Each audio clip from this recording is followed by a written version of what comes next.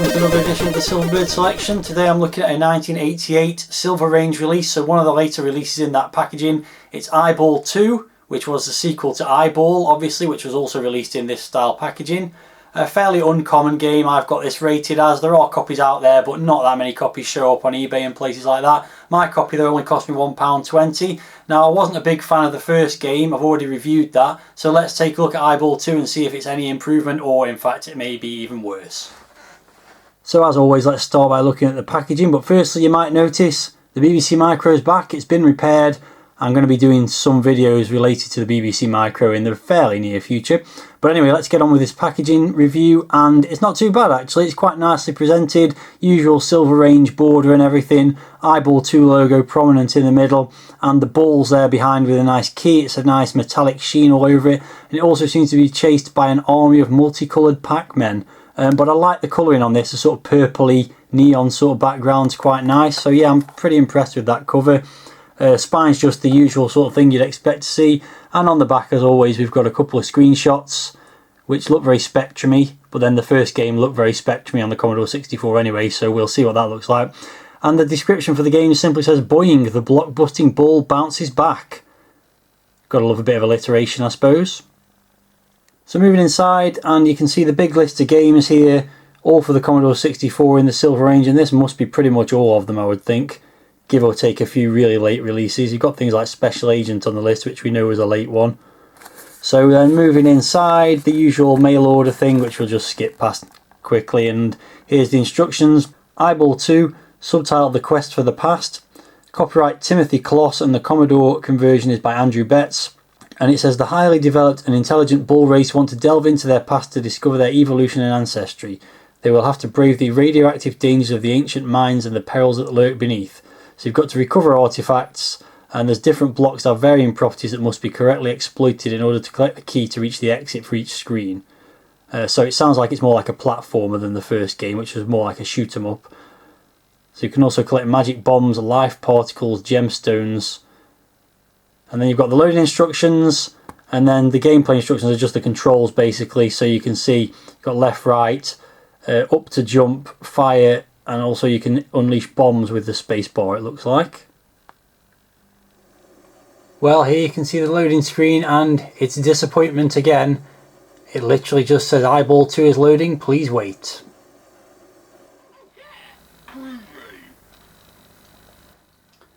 Oh yeah, groovy, says the speech as this game loads.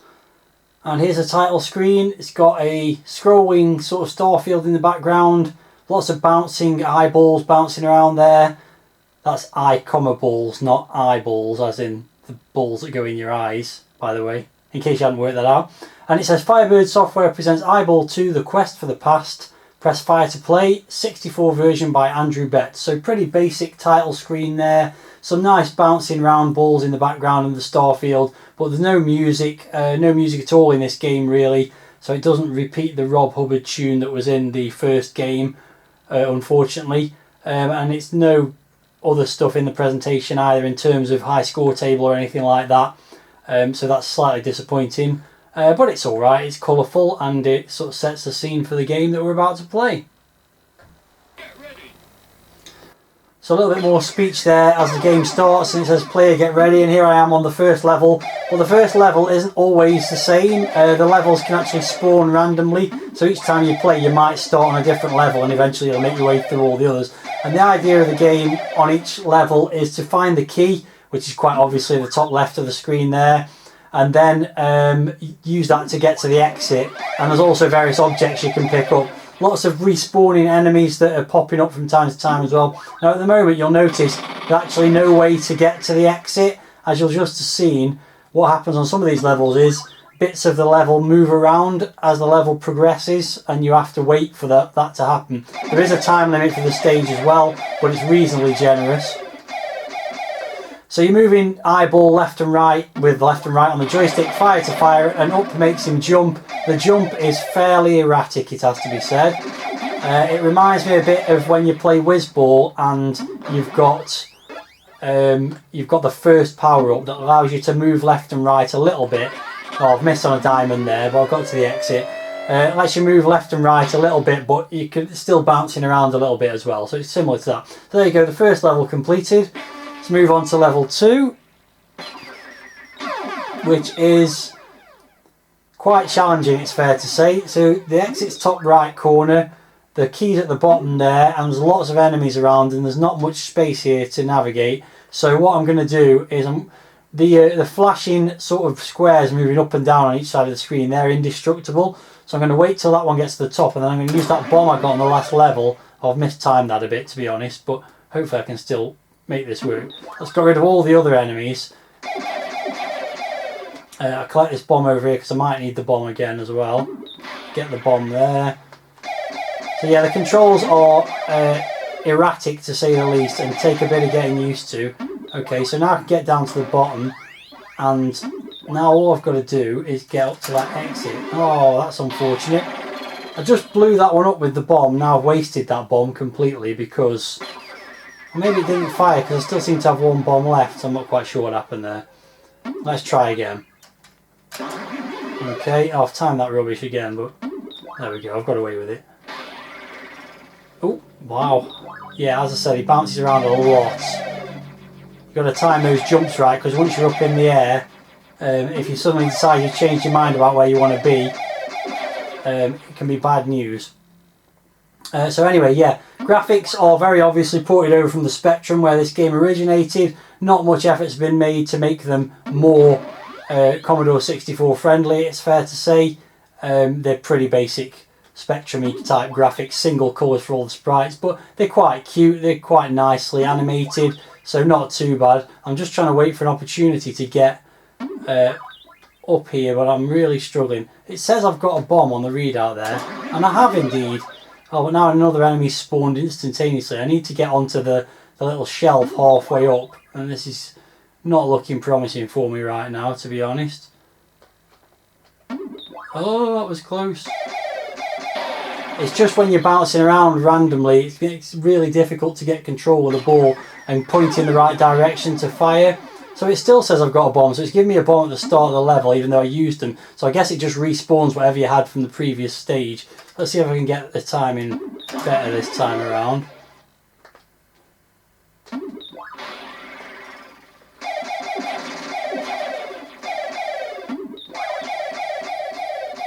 So yeah, the graphics, as I've said, not amazing. Oh wow, okay, that was a disaster, and that'll be game over now.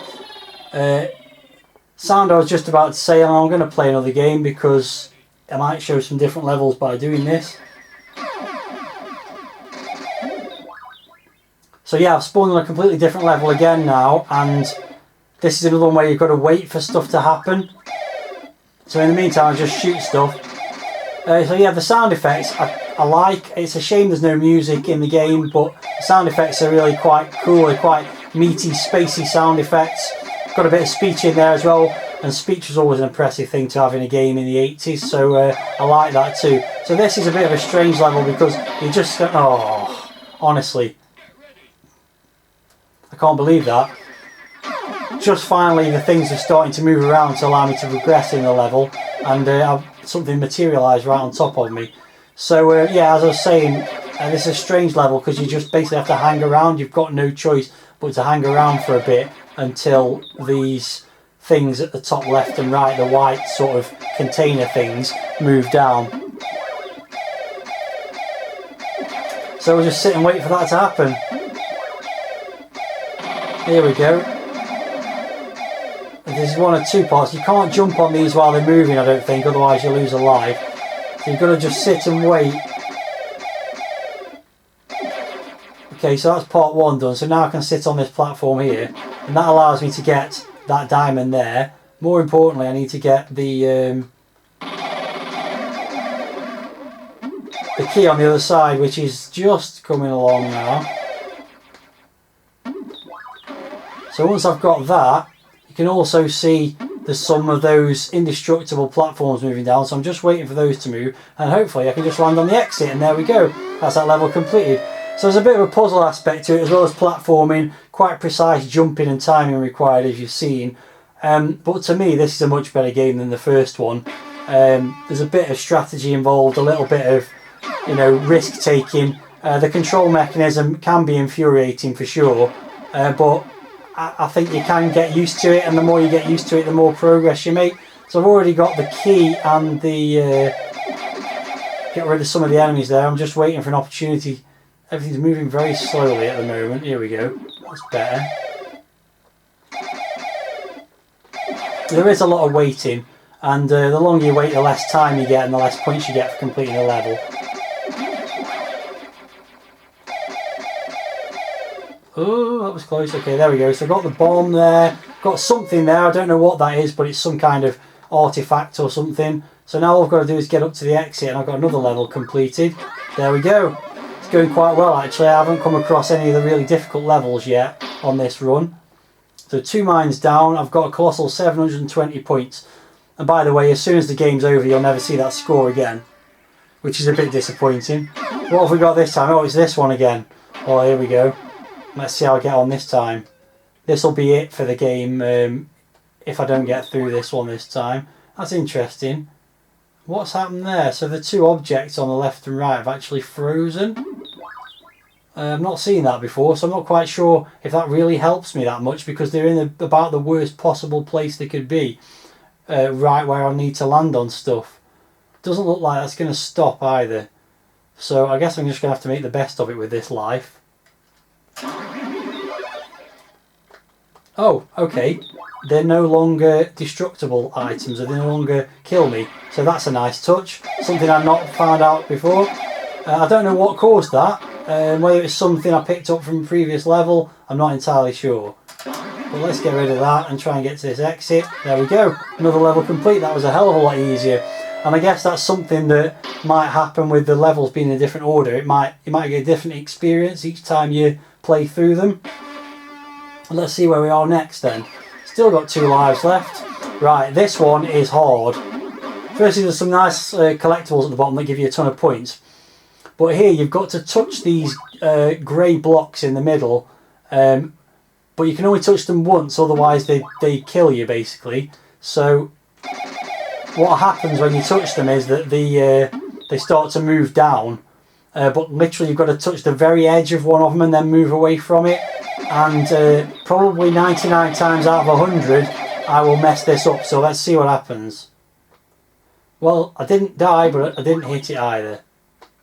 Yeah, there you go, that's exactly what I expected to happen. Basically, it's very hard to get these, and this will probably be where my run in the game comes to an end, but you never know. No, you do know, and there goes another life, and that's game over.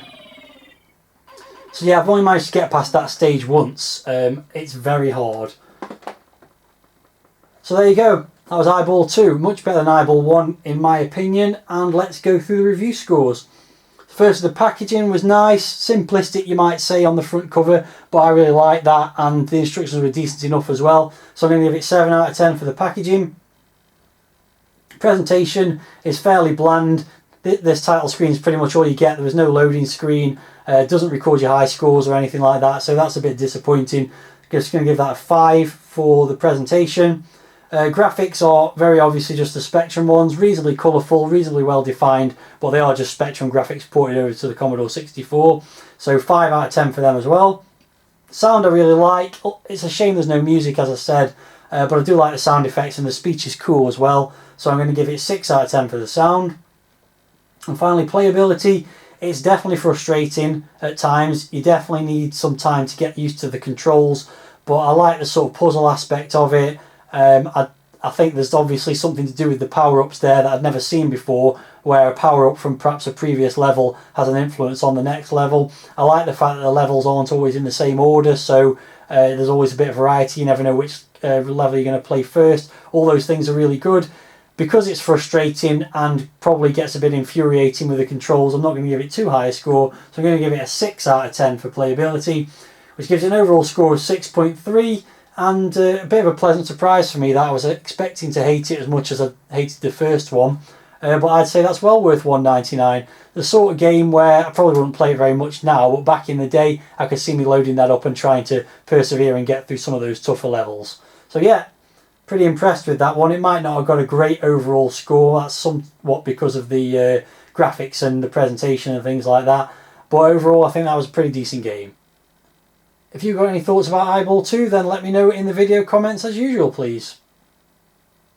Right then, it's time for me to pick 2 names out of the tin for you guys to vote on for a future video. Only 8 games left in the pot now, so let's see what we pull out. Still a few that haven't been pulled out. So firstly we've got The Prince, which has been pulled out before. And going up against The Prince this time is another game beginning with P, Peter Packrat, which that's the first time out of the tin for that. So let's take a look at the descriptions for those 2 games. The Prince says, become the daring rich prince and rescue your princess from the Black Castle. And Peter Packrat says, help Peter Packrat in his pick-up pandemonium. Not easy to say if you had a few drinks, that one. So there you go, those are the options, The Prince or Peter Packrat. Let me know in the comments which of those games you'd like me to play, and I'll play it in a future video. Thanks very much for watching this video, and bye for now.